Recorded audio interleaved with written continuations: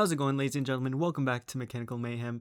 I'm Luke, or Oatmeal Robotics, and today's going to be an interesting episode because out of the 8 fights, 5 of them got corrupted, so we don't have a lot of video, unfortunately, but we do have some exhibitions to hopefully kind of offset that a little. But anyhow, let's get started with Lightning and Matador. 2 robots coming off of a loss, Lightning coming off of a much worse loss than Matador. They had to get completely rebuilt, actually. This is like 2 Hypershocks Frankenstein together now. But we can see that they have the absolute knockout power that can overwhelm Matador. We saw Matador's armor isn't the toughest, so just a couple of good shots and Lightning can absolutely mess Matador up, maybe rip out that flipping mechanism. But they do have to get up to speed with that heavy spinner. Next, we got Matador, who is a very quick, powerful flipper.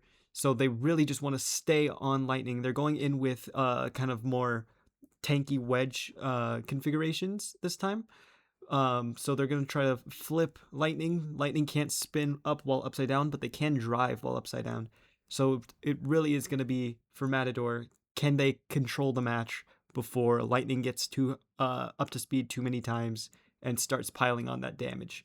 So whether or not they can, we're going to have to see down at the box. All right, looks like the robots are in the arena. The match is about to start. You can see Matador there, quick out the gate with those sloped wedges. So they're trying to get to the side of Lightning. You can see Lightning there.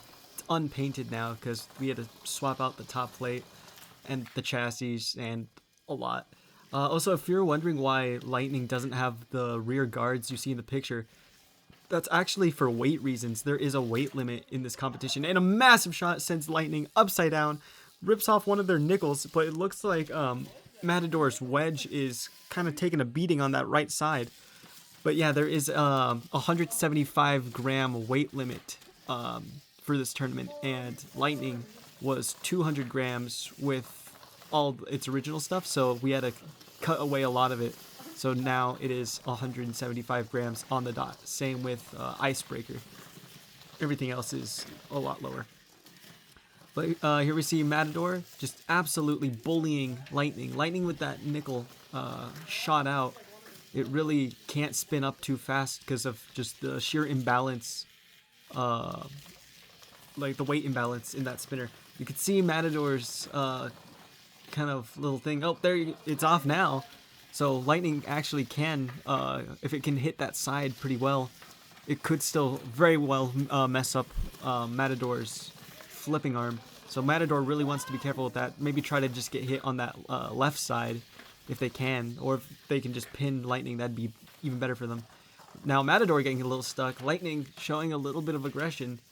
They're not going to be able to have as much driving power with that spinner spinning up, and it looks like they've almost thrown themselves out of the arena. Matador just zipping around, just trying to corral Lightning into a corner, or at least ram them, try to get them flipped over again. A big whiff into the wall there. But looks like Matador's doing a pretty decent job of staying on top of them. They actually got a clamp now there. They can hold them for a little bit there, but their Lightning's just using that opportunity to spin back up. Now Matador staying on top of them again. They're trying to not get hit. That was a good little half flip from Matador. They're trying to not get hit by that spinner, but also they're going to try to push Lightning into the wall to slow down that spinner as much as possible before they want to themselves kind of hold it like that. It's a good little lift from Matador and a successful flip almost out of the arena with Lightning. But now Lightning on its head. And it looks like only one of those wheels are touching the ground. It could be after that rebuild, the angle of the spinner was off a little. Actually, it looks like that spinner is coming out now.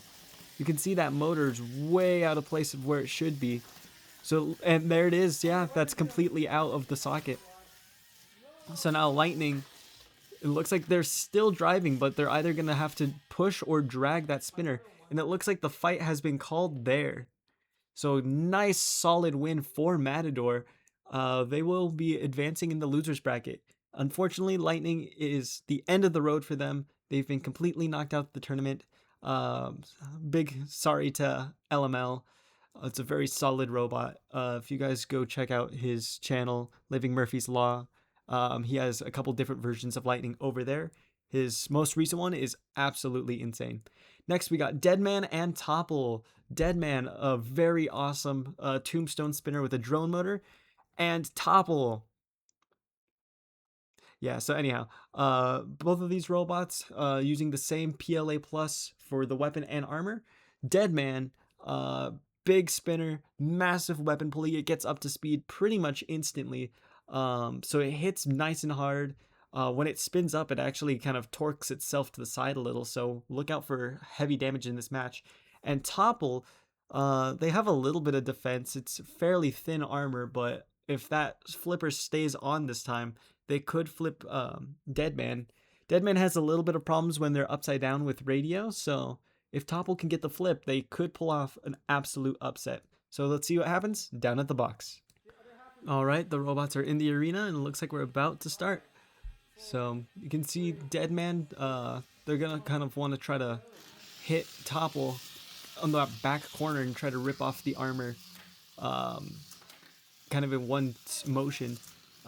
Topple is actually a really good position to deflect Deadman up since all sides of it are slanted. But already, before I even really looked at the screen, Deadman has completely dissected Topple. This is one of the corrupted fights, by the way, so we're not going to see too much of the fight. But, well, I mean, I think you can already tell how it's going. Topple is naked. I don't know, should I put a sensor bar over it? But Deadman just kind of working away. It is getting popped up a little by Topple. Like, Topple's doing pretty good here, driving with that backside, trying to deflect Deadman up and out the way. But it looks like the video ends there, which is really annoying. But the result is Deadman just ended up beating up Topple for another 2 minutes. So good job to them. Topple out of the tournament. Very unfortunate. I swear none of these fights are rigged. It looks kind of fishy, but it's not, I promise. It was really annoying realizing that all the files got corrupted. Anyhow, next we got Bullet Ant and Bastille. I think this one also got corrupted like halfway in, but we're just going to pretend like it didn't. So these are two not very good robots. Bullet Ant might be a little bit better, but let's start off with Bastille. They are a flipper if their flipper stays on. Otherwise, they are a push bot. Very durable, very thick PLA plus armor. It's just they have weapon reliability, but they can get the job done. And Bullet Ant is very similar. They have very strong PLA armor, but it's just very thick and it hasn't been changed in 2 years and it still holds up really well. The spinner definitely leaves a good bit to be desired, but you know, it gets the job done. It does just enough. It's kind of the black dragon of Mechanical Mayhem. So let's see who wins the Battle of Mediocrity down at the box. All right, both robots are in the arena and we are about to begin. Bullet Ant coming off of that big loss with Tungsten and already flipped over. They have been, they were rebuilt kind of, at least that weapon system, so the spinner isn't spinning nearly as fast as it was before, but it is still spinning, and they've now mounted Bastille. So Bastille got that good flip early on, but now they're kind of just moseying on over to the other end of the box. There you go, they get a little bit of aggression. Bullet Ant trying to flip themselves on the arena wall. Not able to do it with that reduced spinner power, though. So Bastille really needs to flip them again if they want any shot of winning this match. And it looks like they've mounted them again. These robots are dancing very awkwardly. But Bastille now in a great position to flip Bullet Ant. And they do! And it looks like that is where the fight cuts out. So the winner of that match is actually going to be Bastille. They ended up just kind of controlling the fight a little bit more. So very sad to see Bullet Ant go. It's one of my favorites, but 'tis life. Anyhow, next we got Polymer versus Terror, not Tungsten, Terror. Two custom robots. So this is a very interesting fight. So first we got Terror. They have an upgraded weapon belt, so the spinner spins up within a business day now. Again, they hit very hard if they can get that weapon to connect, but they're fighting Polymer, who's a very low robot.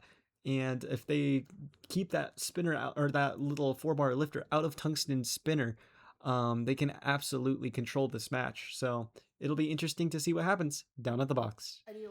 All right, this fight literally only 9 seconds. We have 9 seconds of the match. Okay, this match was like 2 minutes long, and we had 9 seconds. So you can see Terra actually, look at that. It's good. It's good now, and that's all we have. That's the entire fight. So basically, what happens is the robots drive around, and Polymer pins Terror a lot more than Terror does much of anything. So good job to Polymer. They're going to be going on in the losers bracket. I really wish you guys could have seen more of that fight. It was not the worst fight. Wasn't the best, but definitely not the worst. But anyhow, we have more fights, couple more corrupted ones, but then we have some really good ones at the end of the episode.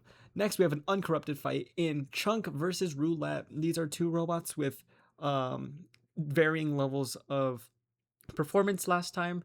Chunk coming off a kind of disappointing loss against Catastrophe, although they did do a good amount of damage, and Roulette tanking Icebreaker, which is very impressive. So Chunk, we could see they have a lot of defense because it is just one solid chunk of PLA plus, and they hit really hard. Last time their little paper indicator did jam up the spinner though, so they're hoping that doesn't happen again. Otherwise, it could really compromise their chances of winning this match. But they are going to be fighting off against the one, the only, the strongest robot I have, Roulette. Roulette, absolute phenomenal robot, absolutely perfect in every way, shape, and form. There's no flaws to this robot whatsoever. Ignore the stat spread. It is perfect. There's nothing wrong with this robot. According to my mom, she loves Uno. This would be the perfect robot. Anyhow, let's see how they go down at the box. All right, both the robots are in the arena. Roulette with that flipping, clamping style arm, and Chunk with that full body spinner. We can see Chunk already getting up to a pretty nice speed, and a good shot there.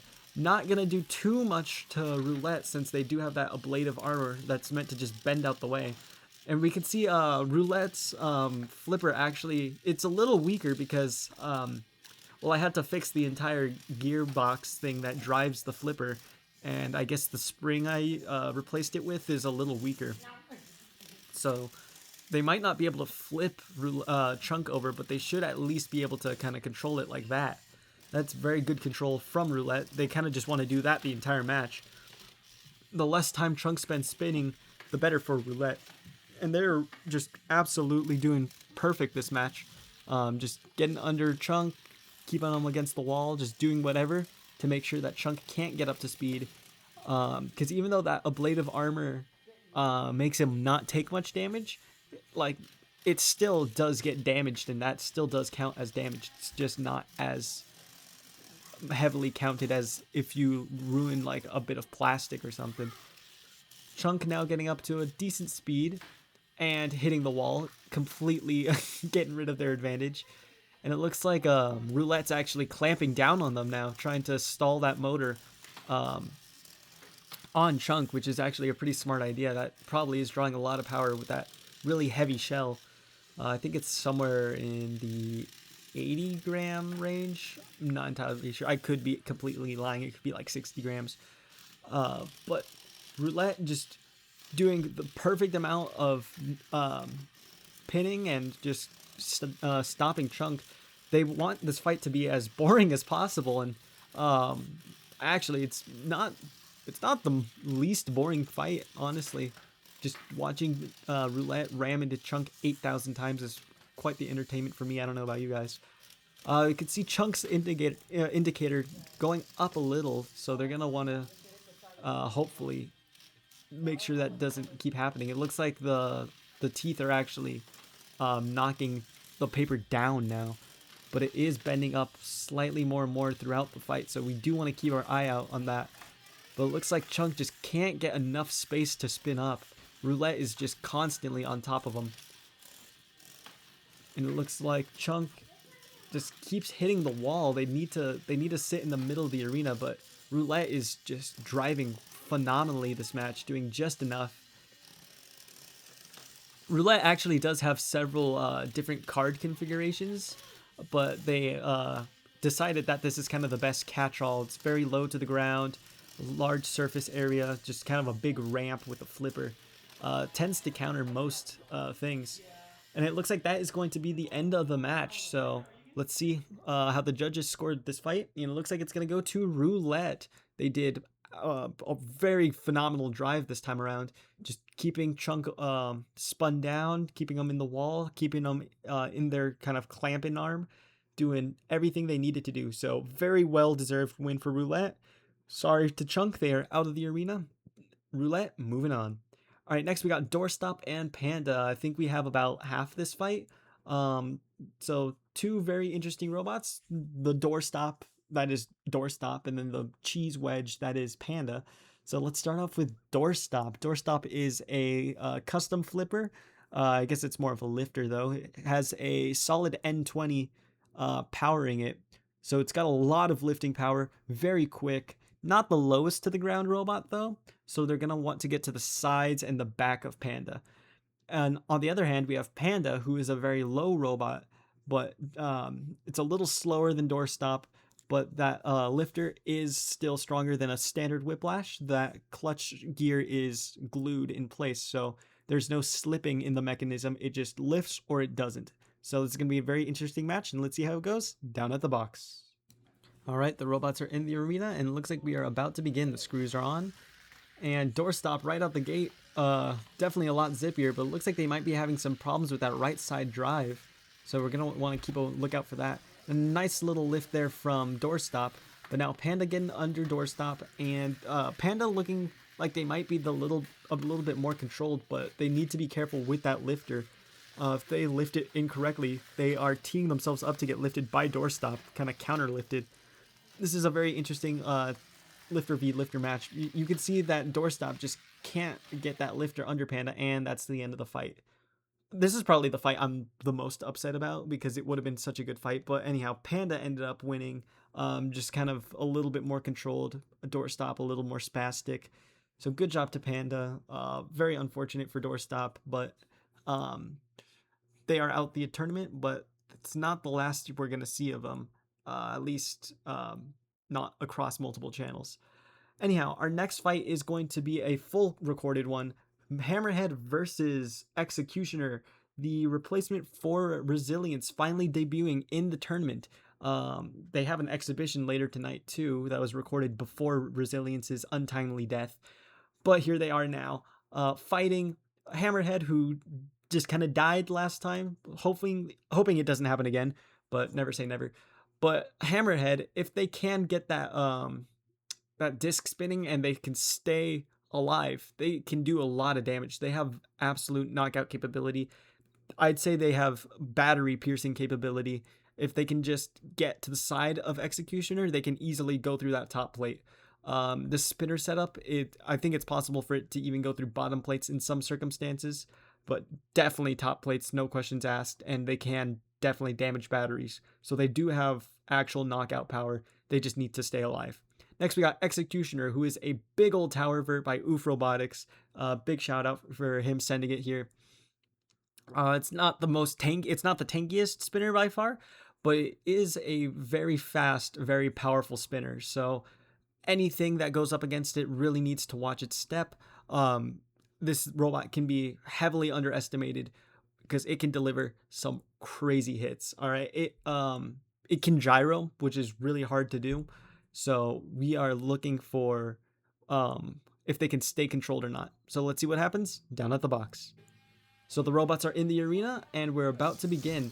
And it looks like right away, Hammerhead is not spinning up that spinner, but that might just be because they want to control the match a little bit more. But so far it looks like Executioner is the one dictating the pace of the match. Looks like that right side drive is not being too friendly to Hammerhead. And it looks like, well, there he goes. Now Hammerhead's driving backwards for control. But it looks like Executioner is just really well stable. And has Hammerhead died again? It looks like they have. That is very unfortunate. But it looks like Executioner just going in for a couple more hits, making sure Hammerhead stays dead, and it looks like that's going to be the match.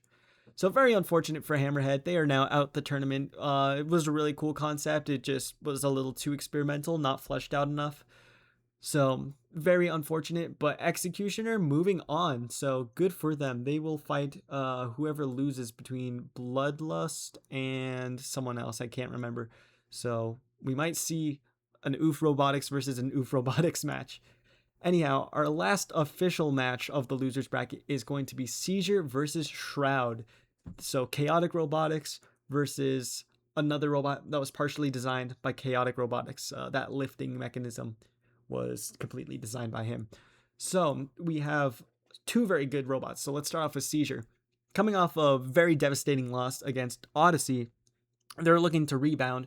Looks like against this opponent in Shroud, they shouldn't lose their weapon motor. So they should be able just to hit really hard, take it to Shroud, and, you know, just try to whittle them down. We know Shroud isn't the most durable robot, so let's see.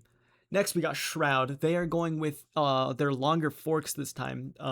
Instead of going with their kind of pontoons against Squish, they decided that they know their forks provide their best mechanical advantage for lift, so they're just going to gamble completely on offense. So let's see how that works out for them down at the box. All right, the robots are in the arena and the fight is about to begin. I believe we have about half of this fight as well. So right out the gate, Shroud looks like they're actually holding up pretty well to that angled spinner on Seizure. But we are going to have to watch out for that, the head of Shroud. If Seizure can get a good hit on that, they can absolutely, completely destroy that lifting mechanism. And that would spell absolute disaster for Shroud. But Shroud showing no fear, dropping that head right into Seizure's spinning blade. That is a ballsy move, but one that could very well pay off. You can see some of the Shroud's forks look like they might be coming undone a little with that little metal rod sticking out. But they've gone to the back of Seizure, and it looks like they're... Oh, okay, no, their head is good, okay. And it looks like Seizure got a good hit on that lifter. But now Shroud suplexing Seizure. Seizure upside down. This is not good for them. Let's see if Shroud will be kind enough to pick them back up and over. It looks like they're giving it a shot.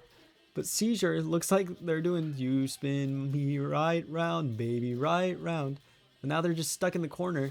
They're kind of burning through, they're going to heat up that weapon motor. And Shroud with another great suplex, and that is going to be all that we have. So I actually do remember what happened in this fight. They drove around a little bit more, kind of like the first half of the fight. Shroud gets to the back of Seizure, suplexes it one or two more times, and then that's the end of the fight. So the judges did end up scoring it in favor of Shroud. So Seizure has been knocked out 0-2, which is an absolute crazy record after so much success in Chaotic Robotics' tournaments in Robot Madness. So good job to Shroud. Very disappointing showing from Seizure, but we will see him in a couple more exhibition matches. I believe they fight Pumpkin in an exhibition match and some other robots. Anyhow, let's get on to our exhibition matches, starting with Booger and Destroyer. Let's start off with Destroyer. This is a model made by T-Shadow that was brought to life by me. It has a drone motor powering that nice chunky spinner, and two N10s driving the wheels. So it's got some pretty decent drive and pretty solid attack. Those forks are also TPU, so it is fairly indestructible. And it's going up against Booger. This is a new version of Booger. It's very fun to drive. It's just like a little kind of brawler. Durability, probably not the best, but it does have good speed. It does have decent attack. It has flip over robot capability. So it's got just enough to do just enough. So without further ado, let's see how these two fight down at the box. All right, both of the robots are in the arena, and it looks like we are about to begin. So right out the gate, it looks like Booger is a little bit more aggressive than Destroyer. Destroyer not spinning up yet, and it looks like they're stuck in the wall. Let's see if they can get free. And it looks like we've already got an exposed battery, but you know what? We're going to keep it going because I don't think any of these robots can really pierce a battery. And it looks like that spinner on Destroyer is finally spinning up, but it looks like Booger's just trying to find a good way to hit Destroyer. And two nice shots. Destroyer able to flip itself over with the torque from that spinner. And it looks like there goes the other part of the top panel on Destroyer. But Booger looks like they're doing pretty decent. But Destroyer not out this match just yet. That spinner is absolutely potent for its size. So Booger Oh no, Booger actually just dismantled itself. That is really bad, actually. Looks like that spinner is seized up on Booger. Actually, no, looks like it's spinning now. But there goes Destroyer flipping it, doing just enough. And Booger cannot self-right from that position, so they will be getting counted out. Destroyer, I think they moved slightly after hitting Booger, so it looks like they are actually going to make it. So good job to Destroyer. They actually pulled out a clutch victory against Booger. Booger, fun to drive, but needs to work on reliability a little. All right, our next match is going to be Mishap versus Executioner. Mishap was originally supposed to be the newest version of Mayhem, but I thought it was ugly, so I scrapped it. Anyhow, let's start off with Executioner. We saw him earlier this episode. They do have that knockout capability. This fight is looking like it's going to be two good brawlers. Next, we have Mishap, who has a very powerful weapon. The drive is okay. That self-rider, I don't think it works. It lifts, but it doesn't flip Mishap over, so they can't self-right. So let's see what happens down at the box. All right, both robots getting loaded into the arena. Mishap going away from those side guards made by out of TPU and going for some more forks. It looks like they can only find 3 though. It is kind of thrown together last second. But a nice shot from Executioner. Mishap with that smaller disc, but it is a much thicker disc. So definitely might have more power. Executioner hitting that self-rider. Looks like Mishap has ripped off one of the forks on Executioner though. And a nice shot from Mishap, sending Executioner on its side, but Mishap being good and good sportsman and flipping Executioner back over. Nice shot from Executioner, and a nice weapon on weapon sends Executioner flying, and Mishap hitting it again. Executioner in a really bad spot. Mishap going ahead and freeing Executioner once again. That could be a mistake if they free him too many times. It looks like Mishap kind of just driving into a wall. Executioner also driving into the wall. Mishap looks like one of the forks has come off, and it looks like Mishap has just turned off after dominating the fight for the first minute or so. It looks like they just had some internal issue, and it looks like Executioner is going to walk away with the win. You can hear it spinning. It looks like it didn't walk away unscathed. So unfortunate for Mishap, but very good showing of durability from Executioner, being able to take those hits and keep on ticking. So good job to them. Mishap, not really going to be shown on the channel, but it was a really cool robot while it lasted. So thank you guys so much for watching. Again, I'm really sorry that 5 of the videos got corrupted. I did go through and check. No fights have been corrupted after this, and they have all been backed up since then. So we have, from now until the end of the tournament, we have all the fights. It's sad to see Seizure go in the main tournament, and it was really disappointing to see Hammerhead not being able to perform, but it was really exciting to see T-Shadow's Destroyer get its first win on any channel. So I'm excited for you guys to see more of the winners bracket next time, and I hope you guys will stay tuned for that. I've been Luke from Oatmeal Robotics, and I'll see you guys next time. See ya.